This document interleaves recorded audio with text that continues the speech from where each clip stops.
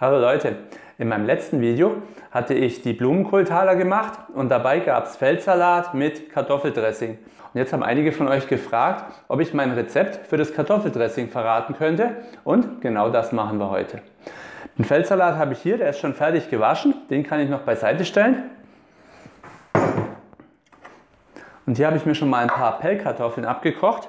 Und zwar mehlig kochende, die eignen sich dafür am besten. Ihr könnt übrigens auch Salzkartoffeln dafür nehmen, das geht auch. Also da, je nachdem, was ihr da habt. So, die schäle ich mir gerade. Das ist übrigens ganz gut, wenn die Kartoffeln noch warm sind, denn dann nehmen sie nachher das Dressing bzw. die Gewürze besser auf und das Dressing wird allgemein etwas cremiger. Die Kartoffeln presse ich mir dann durch meine Kartoffelpresse. Ja.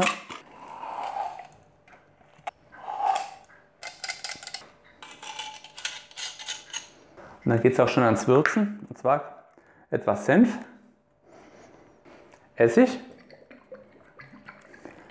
etwas Salz, etwas Pfeffer. Dann habe ich hier noch den Fond von Gewürzgurken, der kommt auch noch mit rein, der bringt schon eine sehr schöne Grundwürze mit. Dann noch etwas Gemüsebrühe. Ja. Und Kräuter. Ich habe jetzt leider TK-Kräuter, weil meine frischen Kräuter schon verblüht sind. Aber was da sehr gut reinpasst, zum Beispiel Schnittlauch und Petersilie oder auch Liebstöckel. Und das Ganze rühre ich mir dann einmal durch. Das ist jetzt noch etwas zu dickflüssig. Da kommt jetzt noch ein bisschen Gemüsebrühe dazu. Dann noch etwas Öl. Und dann geht es auch schon ans Probieren. Das schmeckt schon, und zwar, es schmeckt auch ziemlich kräftig. Das muss es auch, dass nachher der Feldsalat auch noch ein bisschen Geschmack mitbekommt. Wenn es zu mild ist, dann reicht das nachher an Geschmacksvolumen nicht aus, um dem Feldsalat eben noch Geschmack mitzugeben. Deswegen soll das Dressing richtig schön kräftig sein. Am besten nehmt euch auch ein Feldsalatblatt, probiert es damit und dann wisst ihr auch gleich, ob es passt oder ob noch nachgewürzt werden muss.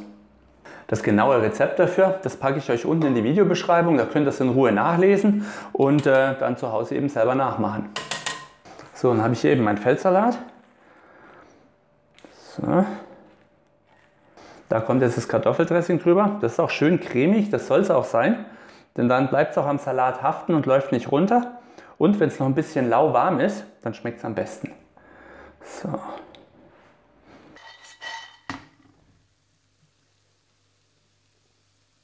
Da kommen jetzt noch ein paar Croutons drüber. So, wenn ihr wollt, könnt ihr da auch ein paar gebratene Speckstreifen drauf machen. Herrlich. Und damit ist mein Feldsalat mit dem Kartoffeldressing auch schon fertig. Wie gesagt, das ist recht einfach zu machen. Was am längsten dauert, ist das Kartoffeln kochen. Aber wie gesagt, ihr könnt auch Salzkartoffeln nehmen, wenn ihr da welche da habt. Nur halt vorher warm machen, denn dann nehmen sie den Geschmack besser auf und das warme Dressing schmeckt auch besser auf dem Feldsalat. So, damit sind wir am Ende des Videos. Ich danke euch herzlich fürs Zuschauen und bis zum nächsten Mal. Viel Spaß beim Kochen!